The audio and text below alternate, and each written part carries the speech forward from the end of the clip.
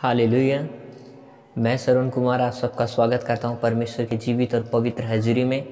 आमीन। परमेश्वर आपको और आपके पूरे परिवार को आशीषित करे। मेरा बिलीव है, मेरा विश्वास है, आप सब मेरे व्हाट्सएप ग्रुप में जितने लोग मेंबर्स जुड़े हुए हैं, जो पूरे दिल से परमेश्वर की सेवा के लिए और परमेश्वर के कामों के लिए पूरी आत्मा से पूरे दिल से जुड़े हुए हैं, मैं सचमुच आप सबका बहुत बहुत धन्यवाद करता हूँ और मैं आपके लिए प्रार्थना करता हूँ परमेश्वर उसकी पवित्र आत्मा आपके जीवन में आए। हालेलुया। मेरा ये विश्वास है, बाइबल कहती है, परमेश्वर की वचन कहती है, बाइबल में लिखा है कि एक व्यक्ति था। बाइबल के दृष्टांत में आपको बताना चाहता हूँ। परमेश्वर देखो कितना प्यार करने वाला परमेश्वर है। एक व्यक्ति था, उसने यीशु मसीह को पुकारा। यीशु मसीह ने क्या किया पता है मेरे भाइयों और बहनों? यीशु मसीह ने भीड़ जा रही थी, बहुत बड़ी भीड़। प्रभु यीशु मसीह रुकते हैं और उस व्यक्ति को अपने पास बुलाते हैं और वो अंधा था, परमेश्वर उसे छू करके चंगाई देते हैं। हालेलुया।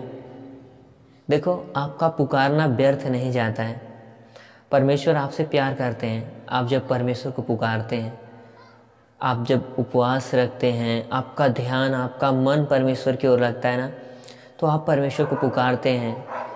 और जब आप परमेश्वर को पुकारते, परमेश्वर आपकी प्रार्थना को सुनते हैं। मेरे यहाँ लोग, आप सब लोग गवाहियों को अपने भेज रहे हो कि हमारे जीवन में ऐसे ऐसे कार्य हो रहे हैं, भैया ऐसे ऐसे परमेश्वर हमारे जीवन में कार्य कर रहा है। तो मैं उन गवाहियों को जब सुन रहा हूँ तो सचमुच मैं शौक हो जा रहा हूँ। मैं सुनने के बाद मैं बहुत आश्चर्य हो जा रहा हूँ कि वाह परमेश्वर, ऐसा तो मैंने कभी सोचा नहीं था कि तू ऐसे भी कार्य करेगा। वो सारे कार्यों को आप कर रहे हो। हालेलुया। परमेश्वर आपको, आपके परिवार को बहुत आशीषित करें।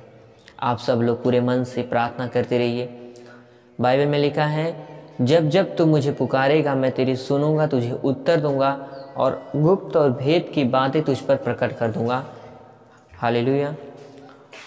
और वो परमेश्वर, बाइबल बताती है कि वो सचमुच में प्यार करने वाला परमेश्वर है। आमीन। अपनी सब लोग बाइबल को खोलेंगे, जितने भी लोग। मलाकी अध्याय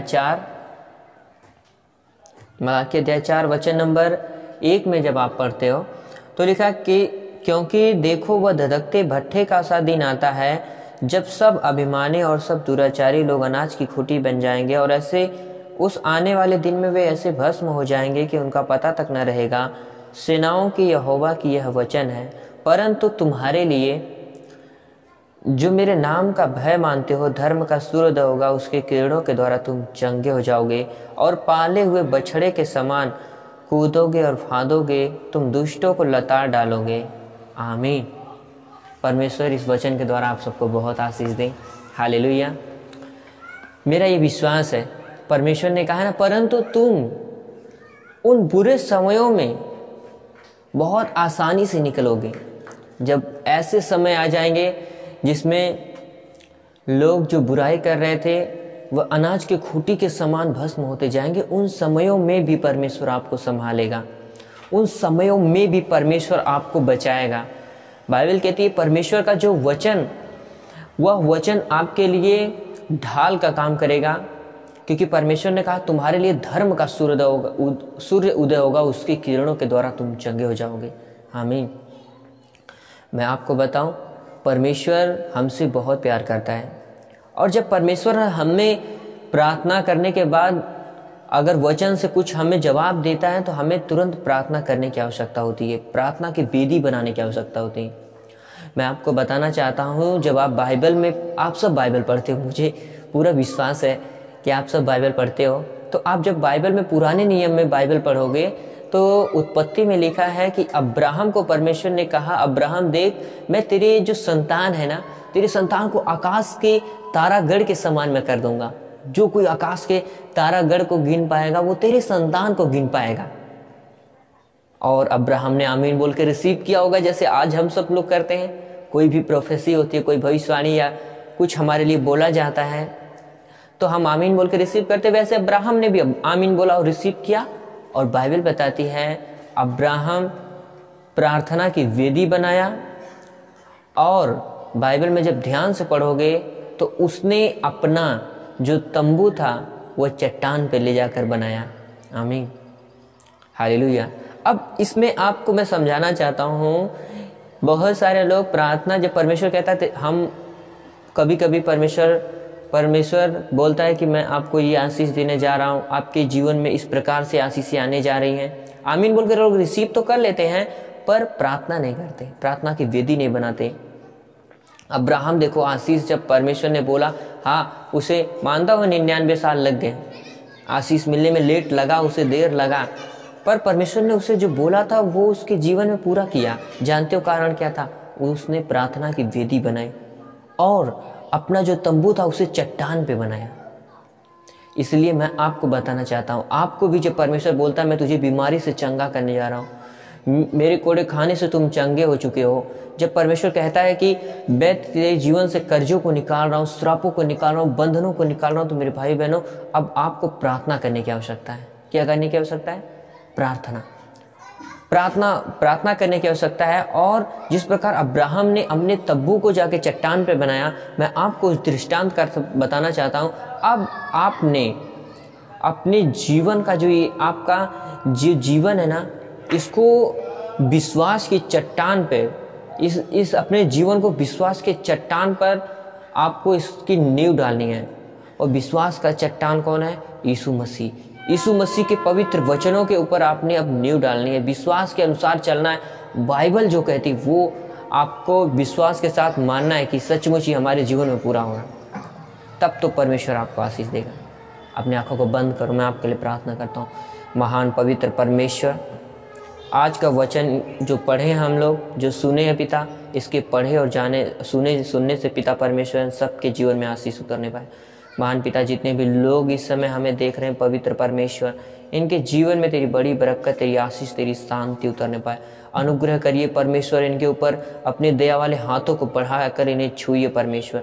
जो लोग बीमारियों में पड़े, मेरे खुदा परमेश्वर, आपके पवित्र और सामर्थी नाम में ये बीमारियों से चंगे होने पाए। प्रभु, मैं अंजलि बहन के लिए प्रार्थना करता हूँ पिता परमेश्वर, उनके बच्चों के लिए प्रार्थना करता हूँ। बाबा, सिर की बीमारियाँ उनके शरीर छोड़ के चले जाए।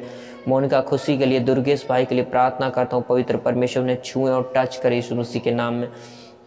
प्रभु जी, मैं प्रार्थना करता हूँ पिता परमेश्वर, उस बहन के लिए प्रार्थना करता हूँ खुदावन, ज्योति बहन के लिए पिता परमेश्वर, पिता यीशु राजा, मैं प्रार्थना करता हूँ ज्योति बहन को, पूरे परिवार को आपके हाथ में सौंपता हूँ। उसके पति जो नशा करता, नशे की गंदी आत्मा को मैं डांटता हूँ यीशु मसीह के नाम में।